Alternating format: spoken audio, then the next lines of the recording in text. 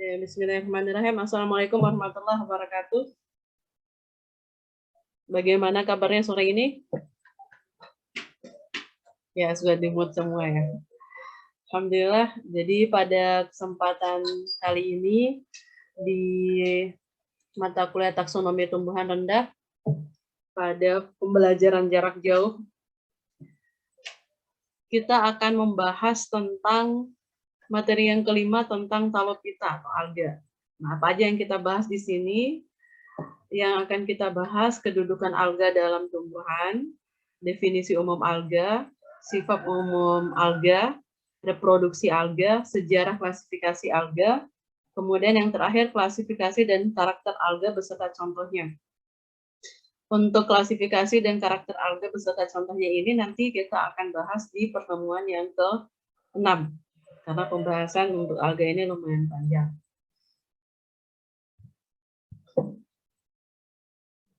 Slide saya kelihatan kan?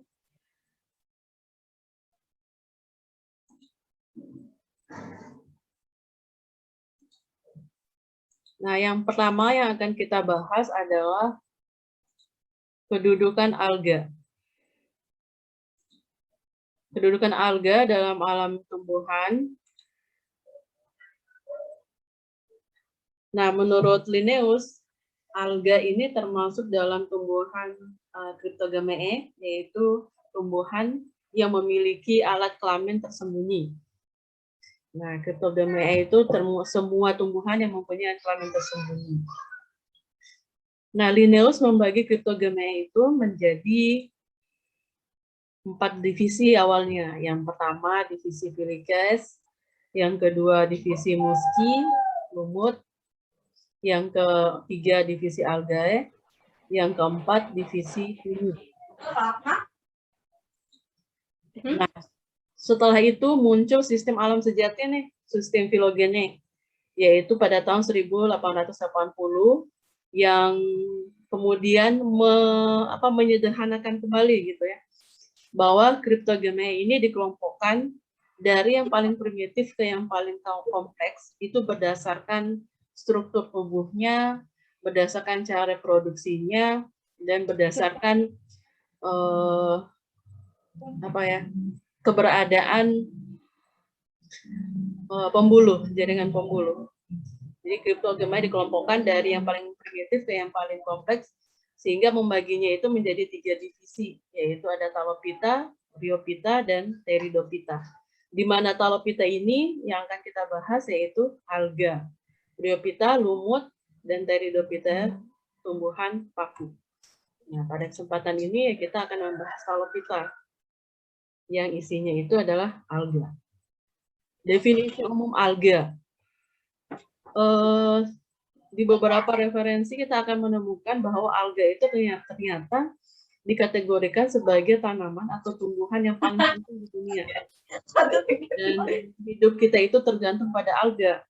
Kenapa? Karena alga itu termasuk tumbuhan penghasil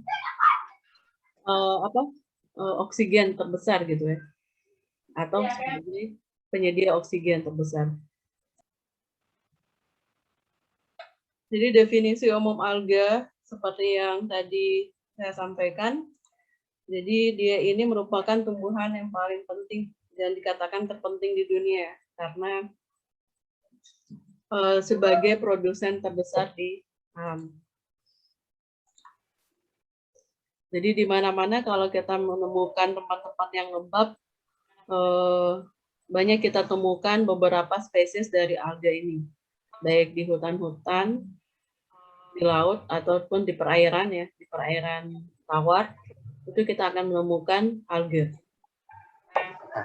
Jadi banyak orang juga yang menganggap bahwa alga ini adalah sampah gitu karena mengganggu perairan. Ya kalau memang jumlahnya itu banyak gitu, tetapi mereka bukan sampah ya. Mereka itu merupakan produsen terbesar yang ada di alam ini. Udara yang kita hirup itu ya dari hasil fotosintesisnya alga, makanan yang kita makan, jadi sebagian bisa dikonsumsi. Dan dikatakan juga tumbuhan alga ini sebagai nenek moyang tumbuhan darat. Cuman ini masih menjadi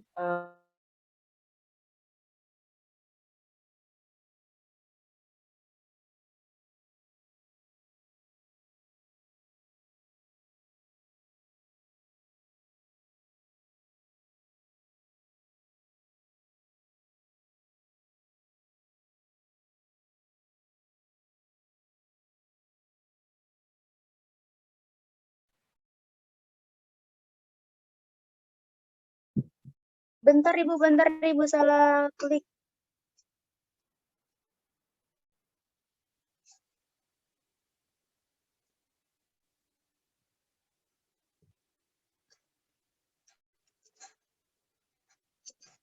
Bentar, Bu.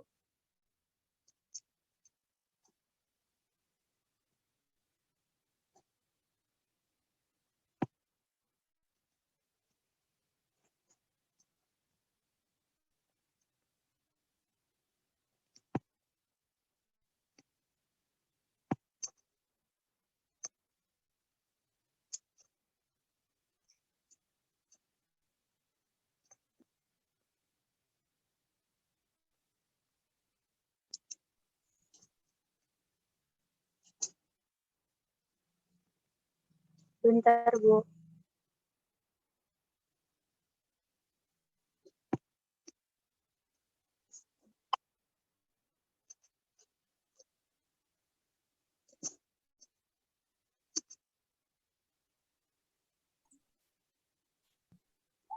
Tubuh alga terdapat berbagai zat warna atau pigmen.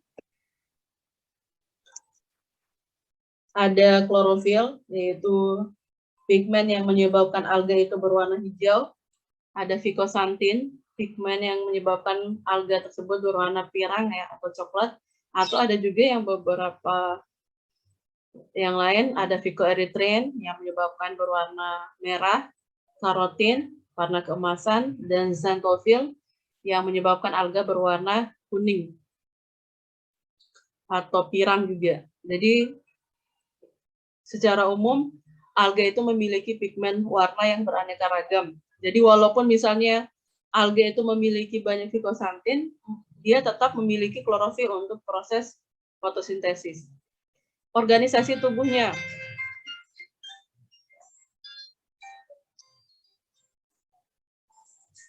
Sebentar.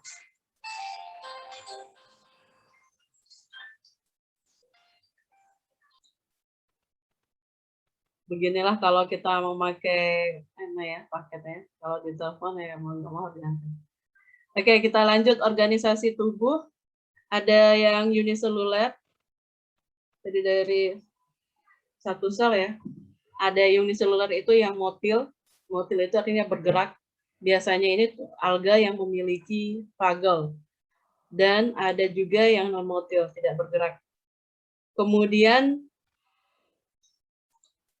ada yang multiseluler. Multiseluler ini tersusun dari banyak sel. Kemudian biasanya berbentuk koloni. Koloni itu berkelompok ya, berkumpul. Kemudian ada yang membentuk agregasi. Agregasi itu juga sama dengan koloni, cuman dia membentuk bentuk yang tidak teratur. Kemudian filamentik, jadi yang berkumpul dan membentuk filamen-filamen. Kemudian ada yang berbentuk sifon atau pseudoparenkimatik. Bentuk sifon itu membentuk kayak tabung dan memiliki ruang di tengahnya. Daur hidup secara umum terjadi pergiliran keturunan ya antara generasi gametofit, haploid, dan generasi sporofit, diploid. Nah, ini sifat umum dari alga.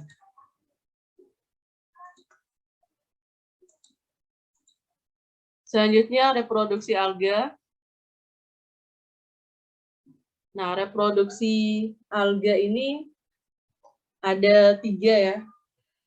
Yang pertama, reproduksi secara vegetatif. Nah, reproduksi secara vegetatif itu biasanya dengan fragmentasi ya, fragmentasi talus. Jadi talus dari tumbuhan alga itu mengalami fragmentasi atau pemisahan-pemisahan. Kemudian yang kedua, reproduksi secara aseksual. Reproduksi secara aseksual ini hampir semua anggota dari, kalau alga nanti apa istilahnya, tidak semua alga nanti yang melakukan proses reproduksi secara vegetatif, kemudian seksual gitu. Tapi secara umum reproduksi alga secara aseksual, biasanya ini membentuk sel-sel khusus secara periodik. Jadi sel-sel khusus secara periodik ini sebagai agen untuk memperbanyak diri dari alga yang bersangkutan ya. Alga yang bersangkutan baik alga yang uniseluler maupun multiseluler. Nah, agen-agen reproduksi ini mampu berkembang menjadi individu-individu baru tanpa persatuan dengan sel-sel yang lain. Biasanya sel-sel ini, sel-sel agen-agen ini disebut sebagai mitospora. Ini ya, mitospora. Nah, karena pembentukannya melibatkan proses mitosis, makanya disebut sebagai mitospora. Nah, apa aja yang dimaksud dengan reproduksi aseksual? Sekali lagi, reproduksi aseksual itu membentuk sel-sel khusus ya, secara periodik sebagai agen untuk memperbanyak diri. Biasanya itu dikenal dengan istilah mitospora, dikatakan mitospora karena mengalami pemberahan secara mitosis. Tipe-tipe mitospora atau spora aseksualnya itu yang pertama ada zoospora. Zoospora ini merupakan sel motil yang berflagela. Sekali lagi motil itu bergerak ya karena dia memiliki flagel. Dan sel-sel ini terbentuk oleh suatu sel atau sel-sel dalam suatu organisme yang tidak bergerak dalam jumlah yang banyak. Biasanya jumlah flagelnya itu 2 atau 4 atau lebih banyak lagi dari 4. Kemudian ada aplanospora, tipe mitospora yang aplanospora merupakan spora yang tidak bergerak. Jadi spora yang tidak bergerak dia akan membentuk agen-agen khusus untuk perkembangbiakan. Kemudian ada hipnospora. Hipnospora ini merupakan aplanospora yang berdinding tebal dan biasanya itu terbentuk karena keadaan yang tidak disukai. Jadi maksudnya ini untuk proses pertahanan diri dari alga. Kemudian ada stadium palmela. Nah, stadium palmela ini maksudnya pada waktu misalnya keadaan yang kering ya. Misalnya di alga itu kan ada juga kita temukan di laut ya. Misalnya pada saat air laut surut gitu. Pada saat kering, protoplas anakan itu hasil reproduksi aseksual tidak keluar dari sel. Tetapi sel-selnya mengalami gelatinasi. Gelatinasi dan isinya mengalami proses yang sama. Akhirnya terbentuk koloni yang tidak mempunyai bentuk tertentu dan mengandung beberapa ribu sel. Jadi stadium palmela ini pembentukan spora di mana kondisi alga dalam kondisi yang tidak diinginkan untuk proses pertahanan diri. Kemudian yang ketiga ada reproduksi secara seksual. Jadi paham ya maksudnya perbedaan antara reproduksi vegetatif dan reproduksi aseksual. Padahal kalau misalnya kita pelajari biasanya vegetatif ya aseksual gitu. Cuma di sini di alga itu dibedakan lagi. Kalau vegetatif ya untuk alga yang uniseluler melakukan reproduksi vegetatif yaitu dengan pembelahan sel. Kalau alga filamentik umumnya bereproduksi dengan cara fragmentasi dari talusnya. Dan sel-sel dalam tiap fragmen ini membelah-belah hingga membentuk filamen baru. Nah, kalau aseksual, dia tergantung dari tipe sporanya. Karena spora mengalami pembelahan secara mitosis. Jadi tipe-tipe mitosisnya itu kayak gimana? Tipe-tipe mitosporanya itu kayak gimana? Nah, yang ketiga, reproduksi seksual. Nah, reproduksi seksual ini melibatkan proses plasmogami, stereogami, dan meiosis. Nah, di antara jenis alga, sel kelamin atau gamet itu dapat berasal dari satu induk yang sama dan dapat mengadakan persatuan gamet. Nah, persatuan gametnya ini, sel-sel yang memproduksi gamet itu disebut gametanium sesuai dengan bentuk dan ukurannya. Sesuai dengan bentuk dan ukuran gamet yang bersatu, reproduksi seksual itu terdiri dari tipe-tipe ini.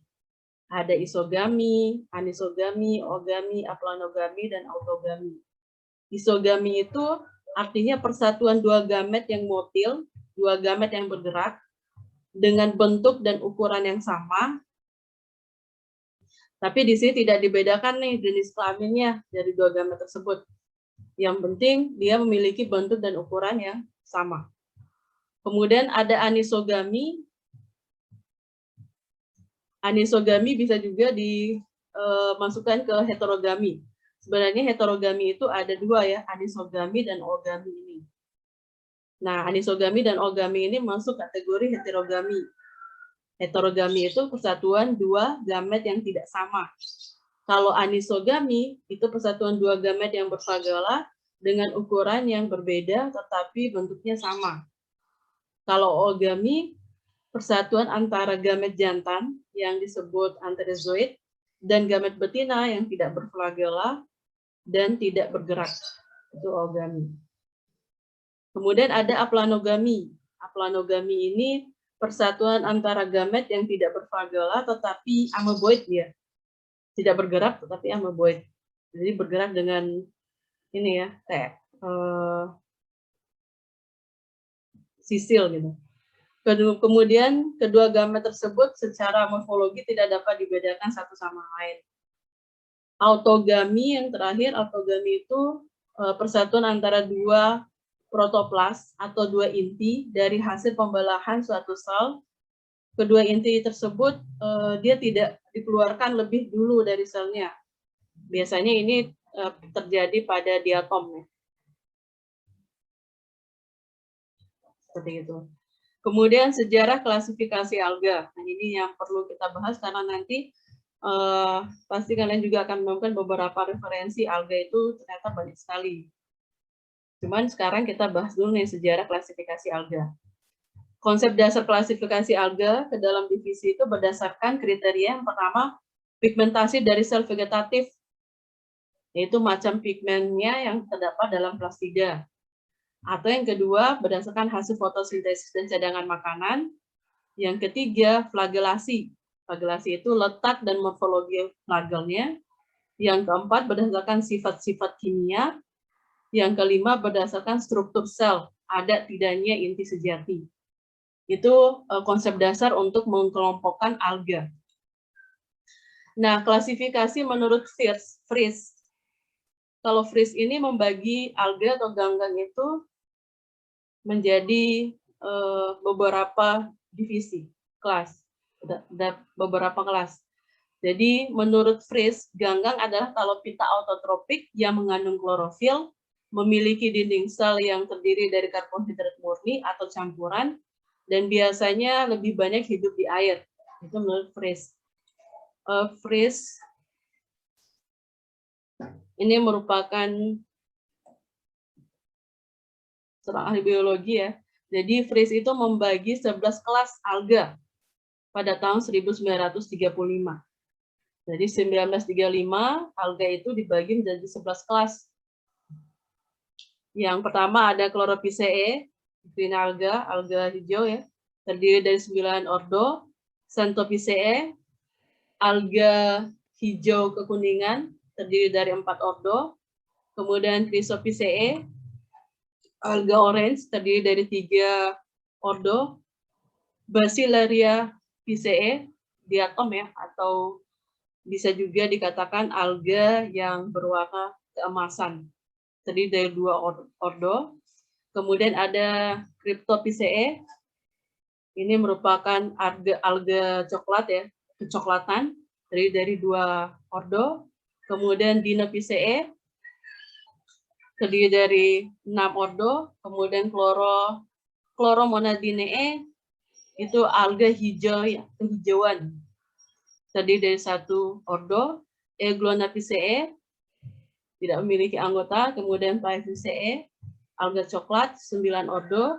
Rhodophyceae, alga merah, 7 ordo. Dan Myxophyceae, yaitu alga hijau biru, 5 ordo. Kita bahas satu-satu menurut Fries ini ya, sehingga dari sini kita akan menyimpulkan bagaimana sejarah selanjutnya setelah Fries membagi 11 kelas ini.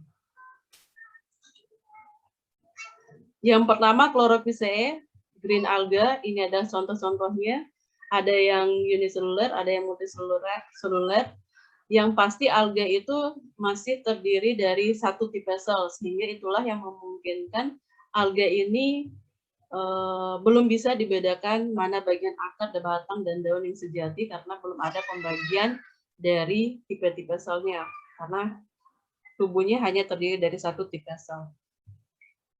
Green alga itu habitatnya ada yang di air laut, kebanyakan di air tawar, kemudian sedikit yang ada di daerah di dataran tinggi, ya, di daratan. Struktur tubuhnya ada yang uniseluler, ada yang multiseluler, kemudian bentuknya ada yang bentuk agregasi dan filamen. Kemudian pigmennya ada klorofil A, klorofil B, alfa beta karotin, likopen, dan xanthofil. Ini pigmen yang dimiliki oleh alga hijau. Cadangan makanannya berupa pati atau amilum, ya. Pati itu bisa nama lainnya itu adalah amilum. Kemudian atau zat tepung, ya. Kemudian pirenoids, itu ada pirenoidsnya. Pirenoids ini maksudnya kayak gini. Jadi pirenoid ini struktur yang terdapat pada kloroplas yang itu juga hanya ada di alga, gitu. Tapi ada juga yang mengatakan pirenoid ini juga adanya di lumut tanduk, ya. Jadi selain di alga adanya di lumut tanduk. Jadi sekali lagi pirenoid ini artinya pada menyiapkan catatan, ya. Jadi pirenoid ini juga artinya struktur pada kloroplas, biasanya terdapat pada alga, itu yang berfungsi sebagai tempat penyimpanan cadangan makanan bagi alga. Gitu. Atau juga ada yang menyebutkan bahwa, menjelaskan bahwa pirenoid ini kompartemen mikrosubseluler yang ditemukan di dalam kloroplas di banyak alga. Gitu. Dan di lumut tanduk. Jadi tidak hanya di alga, adanya di lumut tanduk. Jadi saking spesifiknya, ya. Dinding sel terdiri dari selulosa, kemudian flagelnya itu ada yang bergerak dan ada yang berbentuk sama. Kemudian ada produksi vegetatif dengan vegetatif, aseksual, seksual biasanya dengan isogami, anisogami, dan moogami. Kelas yang kedua, Xanthopiceae, yaitu alga hijau kekuningan. Habitatnya kebanyakan di air tawar, sedikit yang di air laut, ya. Kemudian strukturnya ada yang uniseluler, bergerak, dan berbentuk filamen. Kemudian pigmennya klorofil A, klorofil E, beta karotin, xanthofil, neoxanthofil, dan violesantin.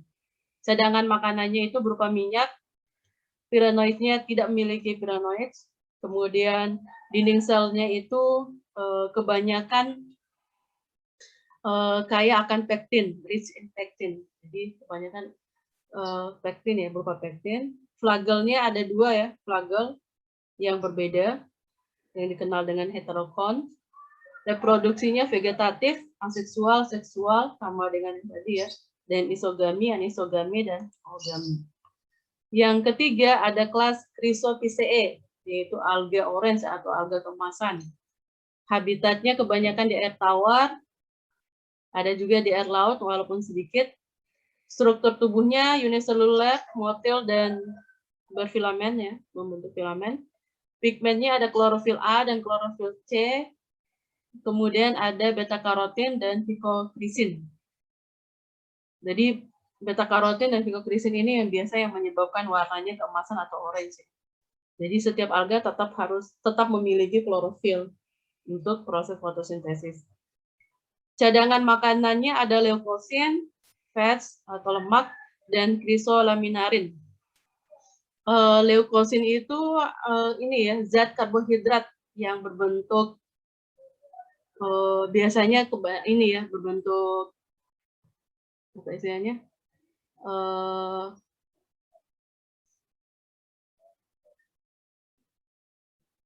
Kok saya jadi lupa, ya. Berbentuk kayak ini, ya, tepung keputihan gitu. Kemudian lemak, kemudian krisolaminarin. Krisolaminarin ini sejenis cadangan makanan yang berupa tepung juga. Cuman krisolaminarin ini merupakan polimer linearnya dari unit glukosa. Jadi adanya di alga keemasan ini. Dinding selnya terdiri dari selulosa, ada juga yang tidak memiliki selulosa. Kemudian flagelnya memiliki dua flagel yang berbeda, ada juga yang sama. Reproduksinya dengan vegetatif, aseksual, kadang-kadang dengan seksual. Kalaupun dengan seksual, dilakukan dengan isogami. Yaitu dilakukan dengan persatuan dua gamet yang bergerak ya, dengan bentuk dan ukuran yang sama. Kelas yang keempat, Basilaria PCE atau diatoms, biasa juga dikenal sebagai alga keemasan, coklat keemasan atau alga pirang atau alga kuning. Habitatnya kosmopolitan, dia hidup di mana saja, dari tanah yang lembab sampai di daratan. Strukturnya uniseluler, ada juga yang bentuk koloni. Pigmennya ada klorofil A, C, beta karotin, fukosantin, diatosantin, didinosantin. Ini yang menyebabkan warna coklat, warna keemasan, dan warna kuningnya. Cadangan makanannya itu berupa lemak dan volutin. Kalau volutin itu suatu zat yang banyak mengandung asam ribonukleat ya, ARN atau RNA, dan mudah menyerap zat warna tertentu, yaitu volutin. Jadi cadangan makanannya itu suatu zat yang banyak mengandung RNA. Kemudian pirenoidsnya ada, dinding selnya itu yang di luar, bagian luar, tersusun dari silika, bagian dalam tersusun dari pektin, memiliki satu flagel, pembelahan sel dengan aksospor. Kelas yang kelima, kelas Cryptophyceae, yaitu alga kecoklatan. Habitatnya kebanyakan di air tawar dan di laut. Strukturnya uniseluler. Pigmennya ada yang klorofil A, C, diatosantin, picosantin, picoerythrin. Ini yang menyebabkan warnanya menjadi kecoklatan. Cadangan makanannya itu berupa zat tepung atau ada juga yang berupa minyak. Pirenoidsnya strukturnya sama dengan kelas yang keempat tadi. Kemudian dinding selnya tidak ada dinding sel, penyusun dinding selnya tidak ada gitu. Flagelnya itu memiliki dua flagel, ada yang sama atau ada yang berbeda. Ada juga yang memiliki flagel yang berbeda. Reproduksinya dengan pembelahan biner dan jarang sekali dilakukan dengan seksual. Kalaupun dilakukan dengan seksual, itu dilakukan dengan isogami. Jadi kalau ketemu spora, kalau ketemu gamet yang motil dengan bentuk dan ukuran yang sama, yang sudah melakukan proses reproduksi secara seksual. Kelas yang keenam ada Dinophyceae atau Dinoflagellates, yaitu bisa juga dikategorikan alga coklat atau alga kuning tua gitu ya. Habitatnya kebanyakan di laut, struktur tubuhnya itu uniseluler dan membentuk filamentik yang bercabang. Pigmennya ada pigmen klorofil A, C, beta karotin, xanthofil peridinin, dan neoperidinin. Cadangan makanan berupa zat tepung atau lemak, tidak memiliki pirenoid. Dinding selnya tersusun dari selulosa, flagelnya memiliki dua flagel yang sama, reproduksinya dengan seksual saja dengan isogami. Kelas yang ketujuh ada Chloromonadinae, yaitu alga kehijauan atau alga hijau muda. Habitatnya di air tawar, struktur tubuhnya uniseluler dan motil ya, bergerak. Pigmennya ada klorofil A dan xanthofil. Cadangan makanannya berupa lemak dan minyak. Piromenoidnya tidak ada, tidak memiliki pirenoid. Dinding selnya itu juga tidak memiliki dinding sel. Kemudian memiliki dua flagel yang sama, reproduksi dengan pembelahan sel, tidak melakukan reproduksi secara seksual.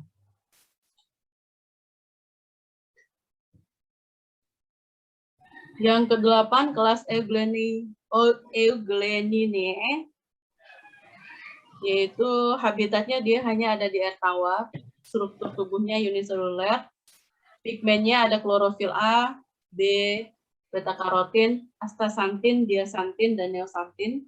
Cadangan makanannya berupa polisakarida dan paramilon.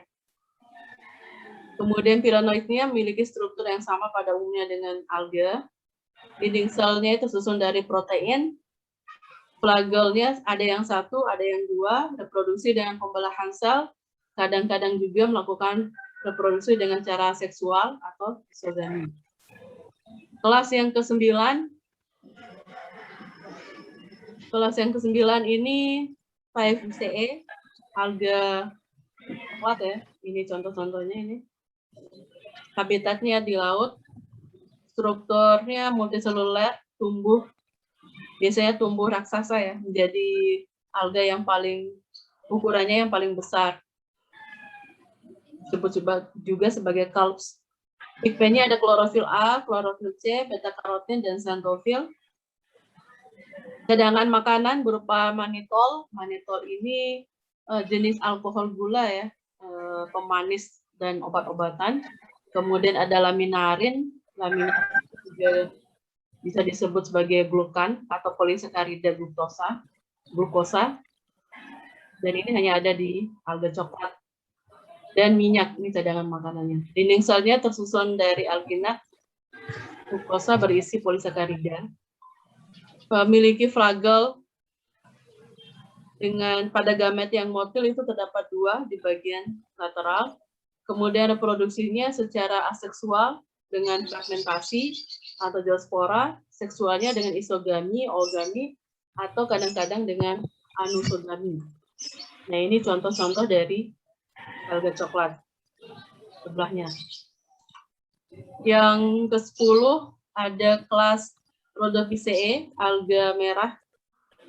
Habitatnya kebanyakan di air laut, jarang sekali ditemukan di air tawar. Struktur tubuhnya uniseluler, memiliki parenkim yang kompleks ya. Halusnya ada juga halus yang tanpa parenkim. Pigmentnya ada yang klorofil A, D, phycoerythrin, dan blue phycoerythrin. Cadangan makanan berupa patiflorida. Dinding selnya bagian luar terdiri dari polisakarida dan bagian dalam selulosa. Tidak memiliki flagel. Reproduksi itu lebih maju dibandingkan yang lain, yaitu dengan oogami. Persatuan antara gamet jantan yang disebut dengan anterozoid dan gamet betina yang tidak berflagela dan tidak bergerak. Yang ke-11 itu kelas Myxophyceae. Habitatnya di air tawar, strukturnya uniseluler, prokaryotik. Pigmentnya ada klorofil A, karotin, xanthofil, phycoerythrin, dan cadangan makanannya itu ada cyanotropin. Cadangan makanan khusus yang dimiliki oleh Myxophyceae.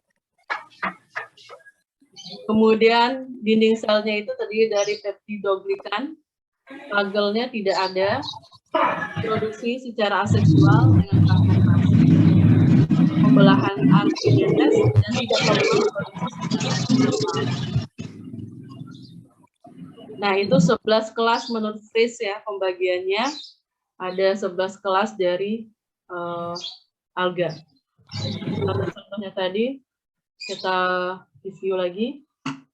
Alga hijau, ini contoh-contohnya, baik yang uniseluler maupun multiseluler, dari bentuk yang agregasi sampai yang bentuknya filamentik. Kemudian alga hijau kekuningan. Kemudian ada alga kemasan atau orange. Nah, dia ini kelas yang hanya tersusun dari satu sel ya, uniseluler. Kemudian ada alga coklat atau kemasan sama uniseluler membentuk koloni. Kemudian kelas yang kelima alga kecoklatan juga uniseluler. Selanjutnya ada alga kuning ya, kuning tua juga bersifat uniseluler, contohnya itu. Kemudian alga kehijauan Contohnya ini juga uniseluler dan dia bergerak. Kemudian ada euglena, jadi alga kehijauan juga uniseluler. Kemudian alga coklat, jadi merupakan alga yang memiliki ukuran besar ya tubuhnya. Mungkin bisa dikatakan kalau di laut dia membentuk hutan laut di dasar laut. Kemudian alga merah, ini contoh-contohnya. Itu 11 kelas menurut Fritz untuk sejarah klasifikasi alga tahun 1953 ya. Kemudian selanjutnya di tahun 1955, beda 2 tahun ya dari Fritz, Smith membagi alga itu menjadi beberapa divisi. Ada Chlorophyta, Euglonophyta, Pyrrhophyta, Chrysophyta, Phaeophyta, Rhodophyta, dan Cyanophyta. Kalau Fritz membagi ke dalam kelas, Smith membagi ke dalam divisi. Kemudian berkembang lagi nih, berdasarkan perkembangan ilmu pengetahuan, mengamati hasil fotosintesis, cadangan makanannya, kemudian berdasarkan struktur dari dinding selnya, maka Euglonophyta, Pyrrhophyta, Chrysophyta, oleh Weitz dan Keough itu dia masuk ke kategori protista, tidak masuk ke divisi alga. Sedangkan Cyanophyta itu masuk ke cyanobacteria, bagian dari kingdom Monera. Sehingga pada kesempatan ini, untuk pembahasan alga, kita akan membahas 3 divisi ini saja, yaitu Chlorophyta, Phaeophyta, dan Rhodophyta. Alga hijau, alga coklat, dan alga merah. Jadi secara ringkas seperti itu ya sejarah klasifikasinya, kenapa kita hanya membahas 3 divisi itu, sedangkan mungkin ya adik-adik pernah membaca nih referensinya, kok ini ada juga memasukkan klasifikasi alga, ada 11 kelas. Klasifikasi alga ada berapa nih? 7 divisi dan seterusnya. Nah, ini sejarahnya. Jadi sekali lagi pada pertemuan di mata kuliah ini untuk alga nanti kita akan bahas 3 divisi ini saja di pertemuan atau di materi yang ke-6. Demikian, sampai di sini ada yang ingin ditanyakan?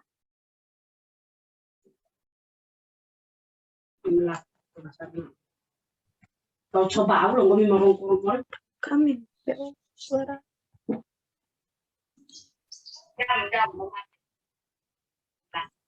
Halo guys. Ya Bu. Izin bertanya Bu. Ya silakan. Ibu ingin bertanya, Bu. Ya silakan. Siapa dulu Bu? Duluan. Aku. Aku mau tanya. Siapa yang duluan tadi tuh? Aku Bu. Mau bertanya. Sebelumnya Assalamualaikum warahmatullahi wabarakatuh. Waalaikumsalam warahmatullahi wabarakatuh. Ingin bertanya Bu. Bisa. Yang lain di mute dulu.